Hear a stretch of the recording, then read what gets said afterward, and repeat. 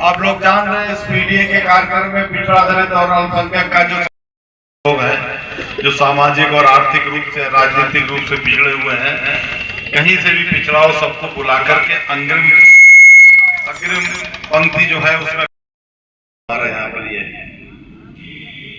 और ये ऐसी सोच एक ऐसे व्यक्ति के द्वारा ही आ सकती है जिसने बहुत नीचे स्तर से सफाई से जिनका जन्म हुआ और उन्होंने जाकर के ऑस्ट्रेलिया तक पढ़ाई की, नीचे से ऊपर तक का सिस्टम देखा है, तो उनको मालूम है कि किसको ज्यादा दर्द है। और जब उन्होंने देखा कि पीडीए की जरूरत पड़ी तो पीडीए को बनाया। और मैं ये भी बात बहुत स्पष्ट कर देना चाहता हूं कि हम पार्टी की नीतियों को लेके आगे चल रहे हैं। समाजवादी पार्टी की नीतियों में और उसकी कार्यशैली को हम लोग पसंद करते हैं, हम उसको आगे लेकर के चल रहे हैं। और उनकी जो समाजवादी जो सोच है वो जन जन तक पहुंचाने के लिए, माननीय अखिलेश यादव जी के विचारों को लोगों तक पहुंचाने के लिए हम यहाँ पर जगह जगह घूम रहे हैं। अगर कुछ लोगों को ये गलतफहमी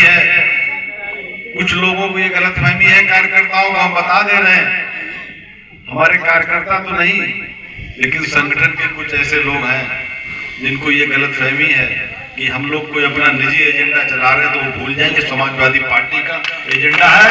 और माननीय अखिलेश यादव जी की अगर कोई समस्या उसको पूरा करने के लिए अपना काम छोड़कर आपकी सेवा करने के लिए आए हुए हैं, इसलिए हम यहाँ पर आए हुए हैं। इस बात को आज बिल्कुल क्लियर हो जाए।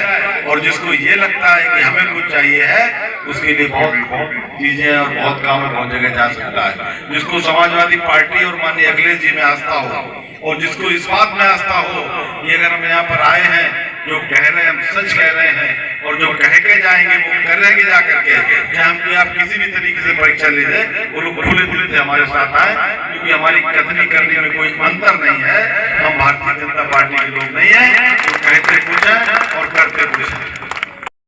तो हमसे आप नाम लीजिए लेकिन निस्वार्थ भाव से, उसके बाद आप विचार करिए कि कौन अच्छा है। और हमें मालूम है जो हमारा काम अच्छा होगा, आपके प्रति हमारी सद्भावना होगी, आपके प्रति हमारा प्यार होगा, तो निश्चित रूप से आप कहेंगे कि समाजवादी पार्टी और समाजवादी लोग अच्छे हैं, आप हमारा साथ देंगे। क्योंकि हम गांव में चल करके, इस गांव में चल करके हम आपका साथ देने के लिए आए हैं।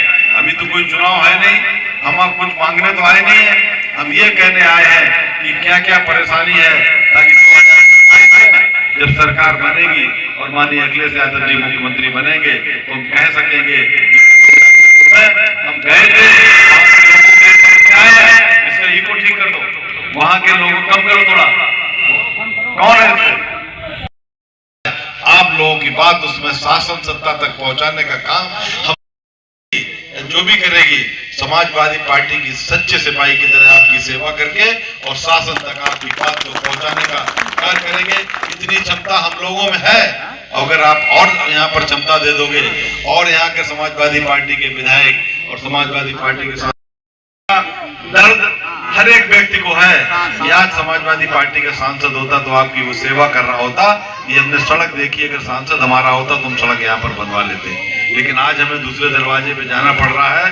काम होगा कि नहीं होगा मैं नहीं मालूम, लेकिन मेरे ही हाथ में है। बहुत कम से चूके, लेकिन अगर 27 में ना चूके तो समझो हम लोग बेड़ा पार हो जाएगा।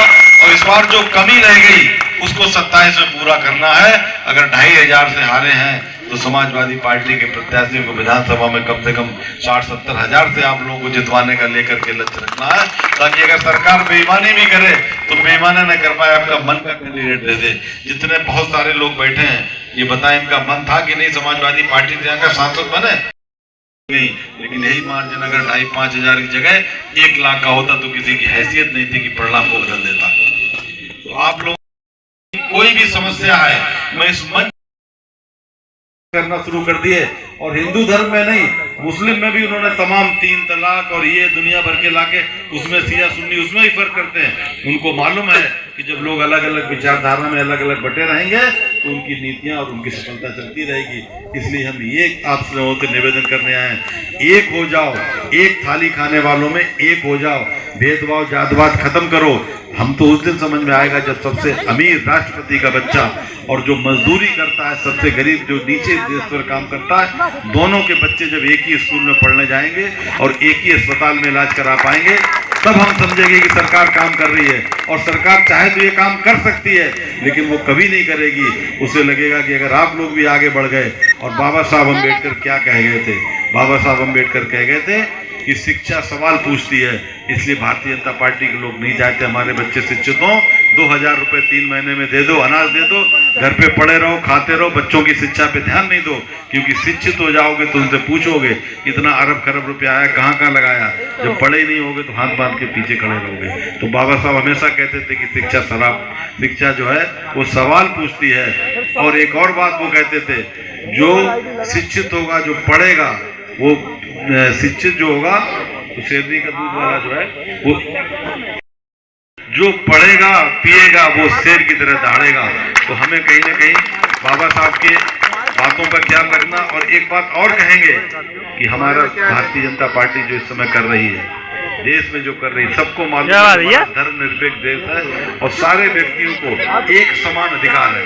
जब एक समान अधिकार है, जो भी पद देगी या नहीं देगी, जो भी करेगी, समाजवादी पार्टी की सच्चे सिपाही की तरह आपकी सेवा करके और शासन तक आपकी बात को पहुंचाने का कार्य करेंगे। इतनी क्षमता हम लोगों में है, सांसद बना दोगे। बहुत कम उसमें हम लोग सांसद के चुनाव में चूक गए। इसका दर्द हर एक व्यक्ति को है।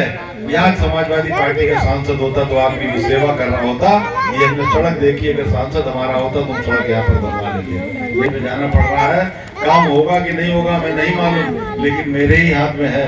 बहुत कम से चूके, लेकिन अगर 27 में ना चूके तो समझो हम लोग बेड़ा पार हो जाएगा।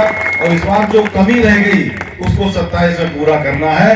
अगर 2500 से हारे हैं तो समाजवादी पार्टी के प्रत्याशियों को विधानसभा में कम से कम 60-70 हजार से आप लोगों को जितवाने का